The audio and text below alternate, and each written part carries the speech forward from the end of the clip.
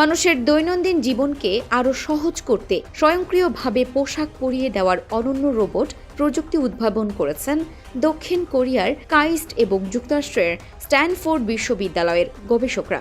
নতুন এই প্রযুক্তির মাধ্যমে ব্যবহারকারীর হাত স্পর্শ না করেই মাত্র 10 সেকেন্ডের মধ্যে একটি সম্পূর্ণ স্যুট পরিয়ে দেওয়া সম্ভব। গাছের আইভি লতার বৃদ্ধি থেকে অনুপ্রাণিত হয়ে এই রোবট প্রযুক্তিটি তৈরি করা হয়েছে। এতে ব্যবহৃত বায়ুবাহিত নমনীয় কাঠামো শরীরের আকৃতি ও নড়াচড়ার সঙ্গে নিজেকে মানিয়ে নিয়ে নিখুঁতভাবে পোশাক পরিয়ে দেয়। এর জন্য জটিল কোনো নিয়ন্ত্রক অ্যালগোরিদমের প্রয়োজন হয় না, এমনকি চলন্ত অবস্থায়ও এটি কার্যকর।